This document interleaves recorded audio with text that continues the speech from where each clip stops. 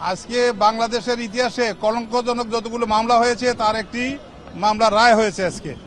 আপনারা ইতিমধ্যে শুনেছেন কি ধরনের হয়রানিমূলক মামলা, মিথ্যা মামলা, ষড়যন্ত্রমূলক মামলা হয়। আজকের এই মামলাটি ছিল তারই একটি অংশ এবং ধারাবাহিক বিষয়।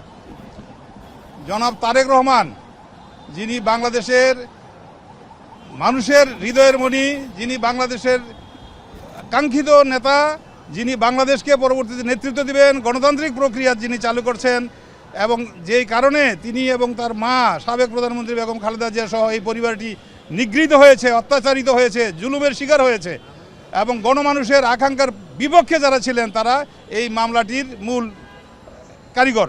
কি ছিল মামলাটি? বসুন্ধরার একজন ডাইরেক্টর মারা গিয়েছেন, সেই বিষয়ে মামলা হয়েছে।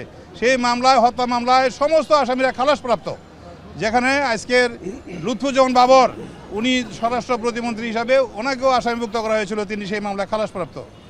পরবর্তীতে আরেকটি প্লট ধারাবাহিকভাবে নিয়ে আসলেন যে ওই মামলার দায় থেকে বাঁচানোর জন্য জনাব লুৎফুজ্জামান বাবর মূল আসামিকে দেশ থেকে বেরিয়ে যাওয়া এবং মামলার ধামাচাপা দেওয়া ইত্যাদি বিষয়ে সম্পৃক্ত থেকে জনাব তারেক রহমানকে পর্যন্ত ইনভলভ করে কিছু অনৈতিক বিনিময়ের একটা বিষয় নিয়ে সেখানে এই মামলাটা চালু হলো।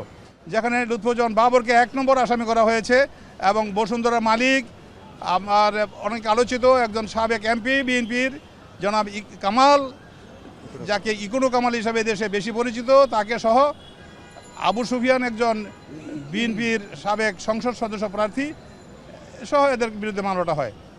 এই মামলায় দীর্ঘদিন সাক্ষ্য সাবত নিয়ে মাননীয় আদালত সুস্পষ্টভাবে দেখলেন যে এই মামলায় প্রসিকিউশন পক্ষ তথা বাদী পক্ষ যে অভিযোগটি এনেছেন, তথাকথিত ঘুষের লেনদেনের কোনো অস্তিত্ব এখানে পাওয়া যায় নাই, কোনো সাক্ষী বলে নাই, কোনো কাগজপত্র আসে নাই, এমনকি বর্তমান যে প্রযুক্তিগত সাক্ষ্য, আপনার সিসিটিভি ফুটেজ বা অন্য কোনো মিডিয়া, কোনো মাধ্যমেই এই মামলার ঘুষের লেনদেন, আলোচনা, ষড়যন্ত্র এইসব বিষয় আসে নাই। কারা দেখেছেন, কারা শুনেছেন সেই সম্পর্ক আসে নাই। ফলে দেখা গেল শুরু থেকে শেষ পর্যন্ত এই মামলাটি ছিল একটি কল্পিত অভিযোগের মামলা, যে মামলাটি সাক্ষ্য প্রমাণে 100% আসামিদের সপক্ষে এসেছে এবং সরকার পক্ষের বিপক্ষে গিয়েছে। অত্যন্ত বিচক্ষণতার সাথে স্বাধীনভাবে নিরপেক্ষভাবে আজকের মাননীয় আদালত বিচার বিশ্লেষণ করে সকল আসামিদেরকে বেকসুর খালাস দিয়েছেন। কেননা মামলার যেই অনিয়ম, দুর্নীতি বা লেনদেনের অভিযোগ, এটা কোনোভাবেই প্রমাণিত হয় নাই। ফলে কি দাঁড়ালো? দীর্ঘদিন যাবৎ লুৎফুজ্জামান বাবর এবং জনাব তারেক রহমানকে সম্পৃক্ত করে যেই রকম হয়রানির ষড়যন্ত্রের যে মামলার যে প্লট, সেই প্লটটা দ্যাট হ্যাজ বিন ডিসপ্রুভড, এটা সম্পূর্ণভাবে নিষ্ফল হিসাবে প্রমাণিত হয়েছে। আমরা দেশবাসীর কাছে দোয়া চাই, মাননীয় আদালতের প্রতি কৃতজ্ঞতা জানাই, যারা সাংবাদিক বন্ধুবান্ধব আছেন এই মামলা খোঁজখবর রেখেছেন এবং প্রকৃত তথ্যটা দেশবাসীর কাছে তুলে ধরেছেন এবং ধরবেন, তাদের মাধ্যমেই আমরা জানাতে চাই এই জাতীয় হয়রানিমূলক মামলা ভবিষ্যতে যেন আর না হয়। জাতীয়তাবাদী শক্তিকে দমন করার জন্য অসৎ উদ্দেশ্যে যে মামলা একের পর এক আপনারা দেখছেন খালাস হচ্ছে, যেহেতু এখন বিচার বিভাগ স্বাধীন, নিরপেক্ষ এবং কোনো রকম প্রভাব ব্যতিরেকে এই মামলাগুলোর রায় হচ্ছে। তারেক রহমানের আজকের এই মামলা রায়ের মাধ্যমে আমার জানা মতে ওনার বিরুদ্ধে আর বড় কোনো মামলা নাই।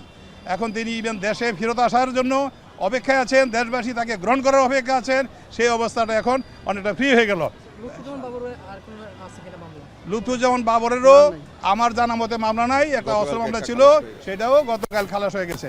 লুৎফুজ্জামান বাবর নির্বাচন করতে বা এই দেশে চলাফেরা করতে আর কোনো ধরনের বাধা প্রতিবন্ধকতা আইনগত নাই। তারেক রহমান ভয় নাই।